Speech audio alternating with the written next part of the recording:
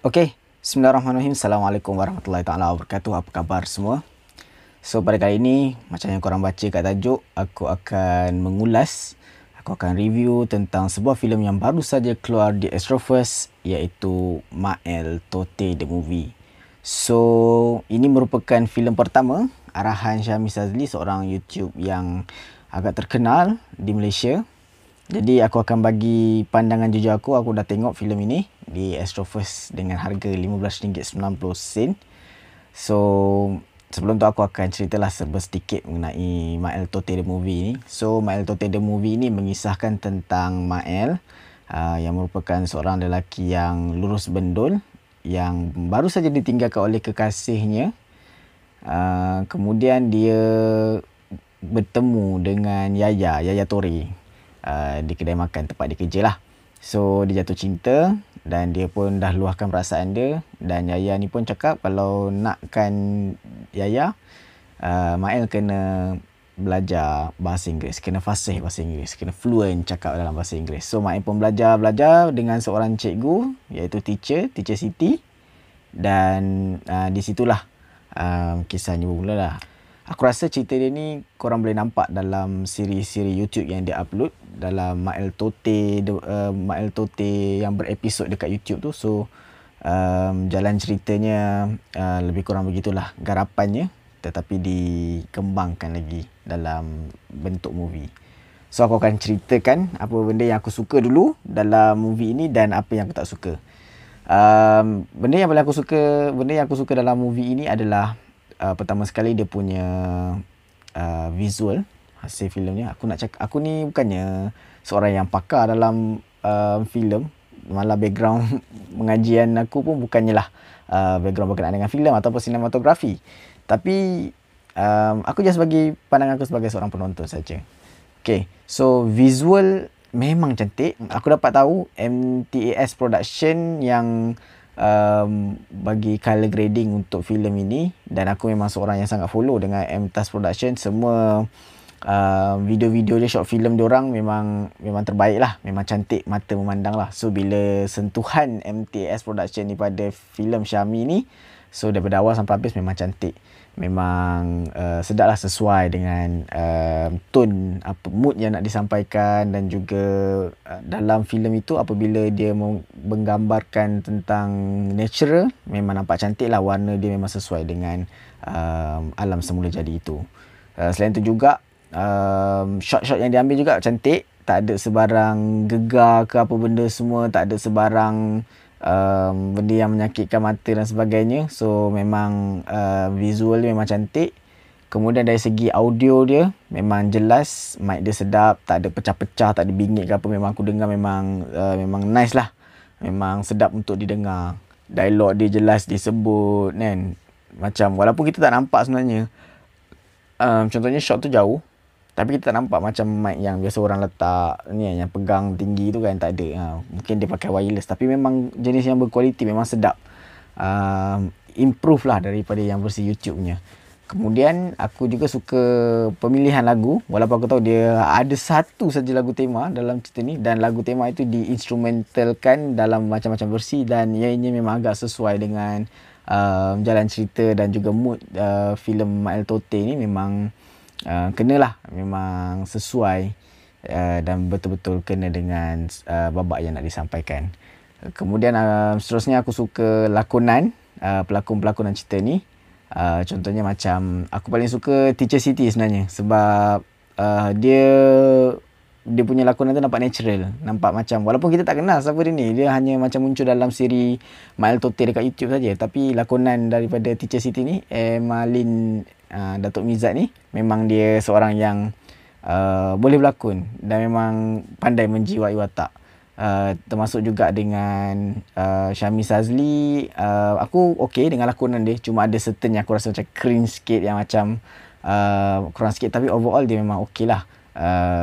Selain itu juga aku suka Asif, aku suka Yo. Itu macam biasalah, kita punya orang kata star lah kan dalam franchise Syahmi Sazli ni. Pelakon-pelakon lain pun aku suka juga, seperti Yatin, Bedul. Cuma ada yang ada beberapa yang watak aku tak suka, tapi aku akan cerita lah pada yang tak suka nanti. Tapi tu aku suka lah.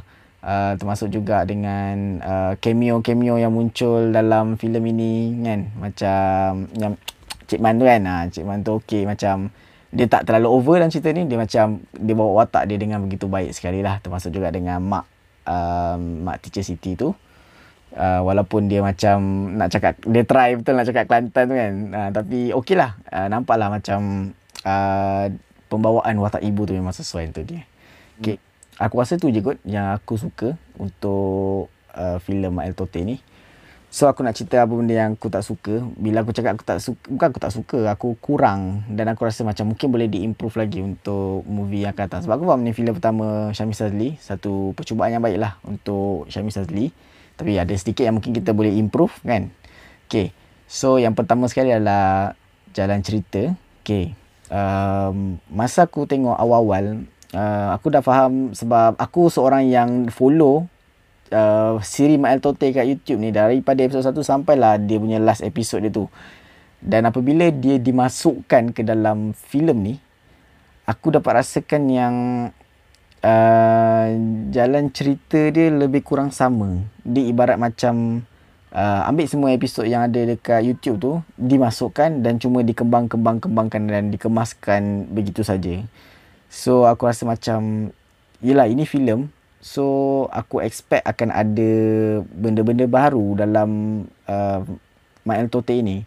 Tapi itulah benda yang dia ada kat YouTube tu dibawa dalam filem ini, termasuk juga dengan elemen-elemen drama spontan tu yang aku rasa macam ianya dah berulang dalam filem ni.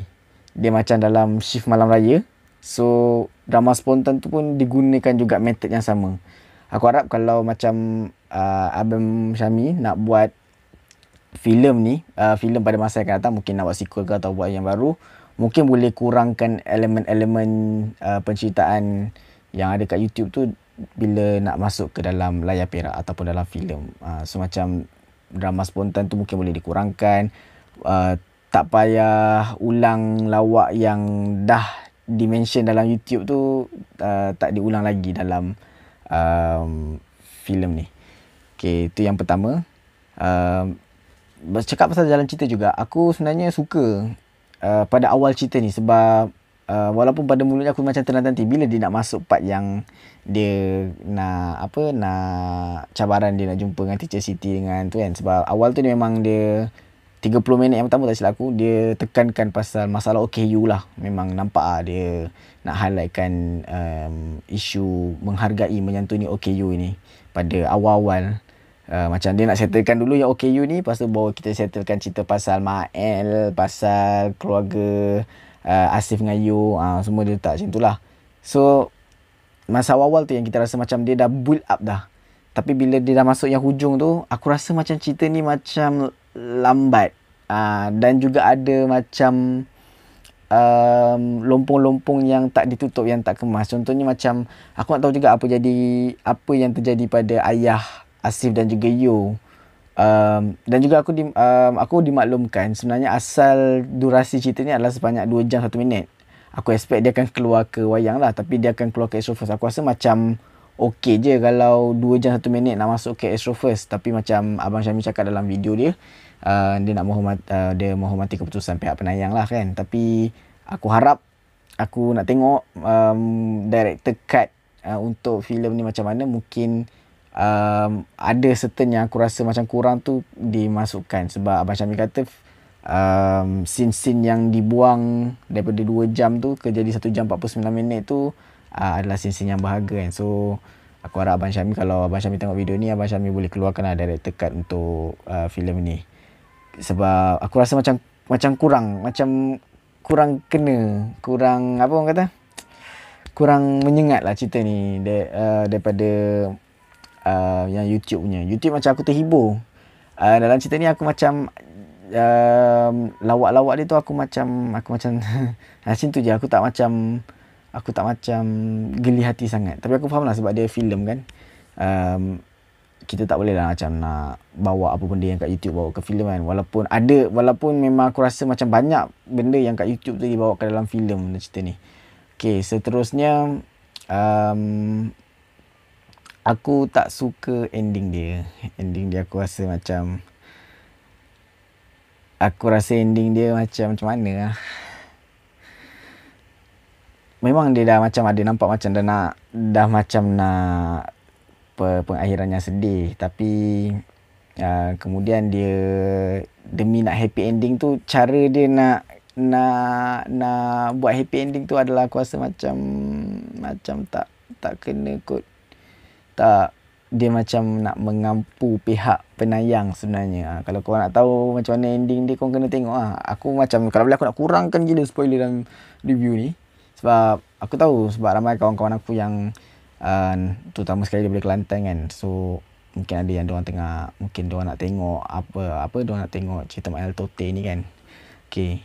Okay, satu lagi aku rasa macam benda yang buat aku muskil dan aku rasa pelik dengan, adalah dekat hujung filem ni, yang mana time tu Bedul dia rakam conversation Yaya dengan kawan-kawan dia tentang satu plan tu, dan Bedul dia rakam terbalik, dia rakam diri dia.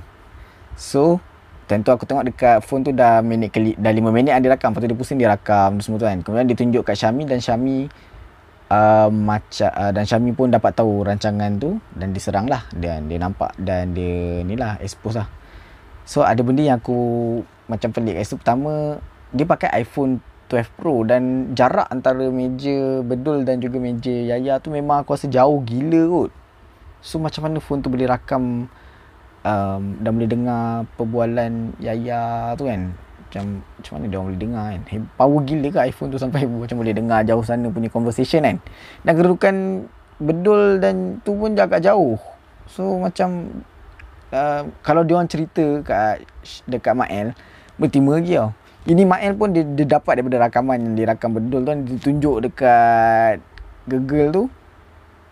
Ialah video dia orang cakap tu je, tapi tak dengar apa macam bunyi ke ataupun jauh. Dia macam jauh. Aku rasa macam mustahil lah dia boleh dengar rancangan Yaya tu daripada jarak yang sebegitu jauh. So dia macam something benda aku rasa macam serius lah. Itu ke cara nak tutup kan, nak tutup cerita punya pasal kan. So aku rasa benda tu boleh di-improve lagi lah. So itulah, aku rasa itu je benda yang aku tak suka. Aku harap, macam aku nak bagi cadangan lah. Betul kan, cadangan, sebab aku expect untuk akan ada perubahan dalam cerita ni. Tapi tak apa, satu usaha yang baik lah untuk Abang Syamil Shazli sebab buat filem Mak El Tote ni. Sekurang-kurangnya aku tak rasa cerita ni agak membosankan. Aku rasa macam dia seimbang. Cerita ni agak seimbang. Dia tak terlalu walaupun aku rasa macam agak melirik, agak macam lambat penceritaan nak masuk dan semuanya, atau aku rasa macam benda tu boleh improve lah untuk filem yang akan datang. Dan ada beberapa plot sebenarnya yang aku cakap kan, macam ada plot-plot yang lompong kan. Macam contohnya, kenapa tak diceritakan kenapa teacher boleh jatuh hati dekat Mael kan.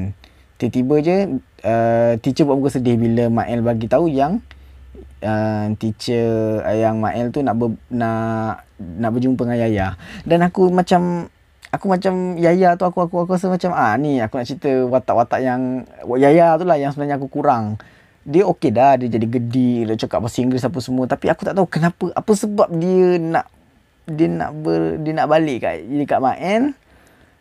Macam sama skrip dengan Mael kan. Mesti ada something benda yang ada pada Mael tu yang dia nak tertarik. Takkan sebab dia kahwin dengan perempuan yang lagi cantik. Ya takkanlah sebab Mael kahwin dengan Teacher Siti Yaya nak jealous dan nak rampas kebahagiaan kan. Takkan sebab tu.